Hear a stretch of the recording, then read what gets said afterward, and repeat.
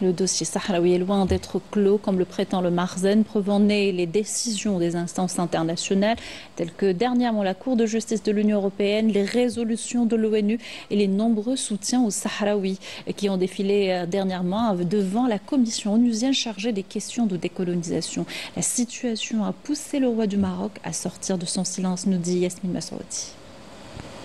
Le mythe marocain du dossier clos sur le Sahara occidental s'effondre devant les réalités juridiques et politiques internationales, notamment après les décisions adoptées par la Cour de justice de l'Union européenne. La plus haute instance juridique européenne vient, en effet, affirmer que le Sahara occidental est un territoire distinct et séparé des territoires marocains et que le Front Polisario est le seul représentant légitime du peuple sahraoui.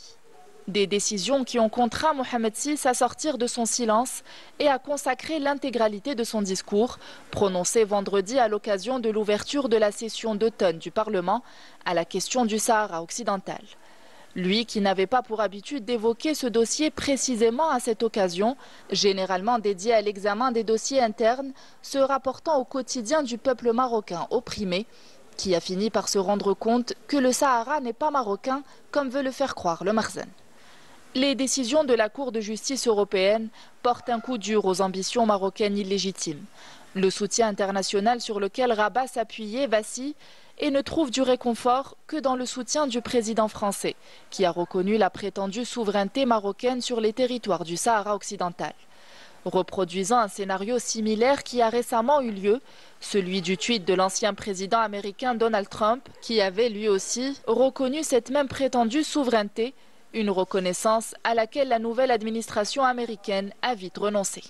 Les pays européens, quant à eux, semblent de plus en plus enclins à respecter les décisions de la Cour de justice de l'Union européenne et à ne plus fermer les yeux sur l'occupation illégale du territoire sahraoui. La 4e commission de l'ONU se réunit pour réexaminer la situation du Sahara occidental et le Conseil de sécurité de l'ONU tiendra une session le 16 octobre sur la question,